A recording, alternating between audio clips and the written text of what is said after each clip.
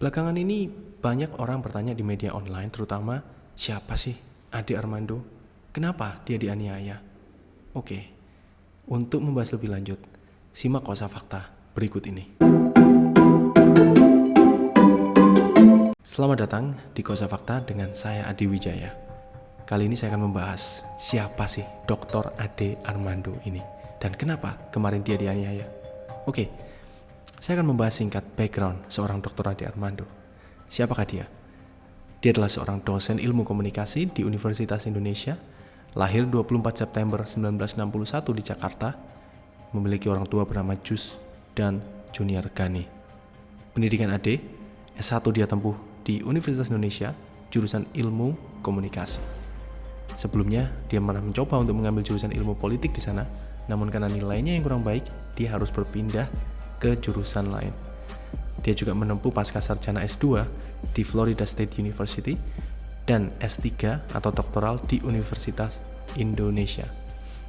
Sepulang dari Amerika, Ade pernah menjalani karir sebagai redaktur di perusahaan koran bernama Republika. Namun, pada 1998, dia memutuskan untuk resign dari perusahaan tersebut. Karena sebagai jurnalis, dia merasa nuraninya tidak sesuai dengan apa yang dia jalankan. Karena pada saat itu ketika rezim Soeharto masih berkuasa, banyak tekanan-tekanan politik terhadap media massa, sehingga ia sebagai media tidak bisa membeberkan fakta seperti seharusnya. Itulah kenapa dia merasa harus resign. Oke, karir Ade yang lain supaya kita tahu. Dia pernah menjalani karir sebagai manajer riset media di perusahaan transnasional bernama Taylor Nelson Software. Dia juga pernah menjadi seorang ketua program S1 Ilmu Komunikasi di Universitas Indonesia. Dia juga pernah menjadi anggota KPI atau Komisi Penyiaran Indonesia untuk TV 2004 sampai 2007. Itulah background singkat mengenai Dr. Ade Armando. Oke, sekarang latar belakang yang terjadi. Kenapa dia dianiaya dan apa yang menjadi faktor demo 11 April 2022 kemarin. Kita bahas singkat saja demo 11 April kemarin. Mengutip di detik.com, 12 April 2022, di dalam aksi ini, BMSI atau Badan Mahasiswa Indonesia mengusung hashtag Rakyat Bangkit Melawan. Nah, apa sih yang mau dilawan?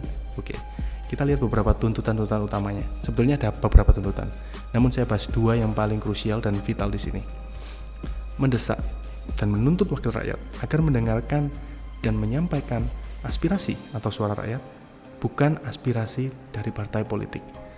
Oke, that makes sense ya. Satu lagi yang sangat krusial, yaitu menuntut wakil rakyat untuk tidak mengkhianati konstitusi negara dengan melakukan amandemen, bersikap tegas menolak penundaan pemilu 2024 atau masa jabatan 3 periode. Jadi para mahasiswa ini menolak jabatan 3 periode dan menolak penundaan pemilu 2024. Namun, saya ingin tahu, mari kita cari tahu apa yang dikatakan Pak Jokowi. Apakah dia meminta 3 periode? Apakah dia ingin menunda pemilu 2024? Saya ingin kutip dari YouTube Sekretariat Presiden Minggu 10 April 2022. Ini kata Pak Jokowi. Direct quote. Yang pertama, saya minta disampaikan kepada masyarakat bahwa seluruh tahapan dan jadwal pelaksanaan pemilu dan pilkada serentak sudah ditetapkan. Saya kira itu sudah jelas. Semuanya sudah tahu bahwa pemilu akan dilaksanakan 14 Februari 2024. Itulah kata Pak Jokowi dalam video tersebut. Jadi Pak Jokowi pun juga tidak setuju untuk pemilu ditunda. Oke, itu background story-nya ya. Sekarang kita langsung pada yang terjadi barusan. Why? Kenapa Ade dianiaya? Saya mengutip dari kompas.com. Ade datang ke demo tersebut untuk menyatakan pendapatnya bahwa ia mendukung poin demo, yaitu menolak penundaan pemilu 2024. Jadi Ade pun yang dikenal katanya adalah militan Jokowi. Dia juga tidak setuju kalau Jokowi 3 periode. Dia tidak setuju untuk pemilu ditunda. Jadi pemilu tetap harus dilaksanakan. Mengutip dengan zonabanten.com 12 April 2022, Sama poinnya, AD dikabarkan hadir dan mendukung aksi demo tersebut untuk menolak jabatan 3 periode. Sama. Oke, namun ya di tempo.co juga dikutip, AD di sana sempat beradu mulut dengan emak-emak yang mengolok-olok dia. Ini yang menarik. Ternyata emak-emak ini mengolok-olok AD. Dan itulah percikan api pertama mengapa AD dihajar dan dikeroyok orang. Karena AD di sana punya atensi khusus bagi beberapa orang yang mengenal AD dan membenci AD, alias tidak suka dengan AD. Kenapa? Ini ya, dalam perkara ini AD dilaporkan atas kasus dugaan tindak pidana ujaran kebencian yang bernuansa suku, agama, ras, dan antar golongan atau SARA.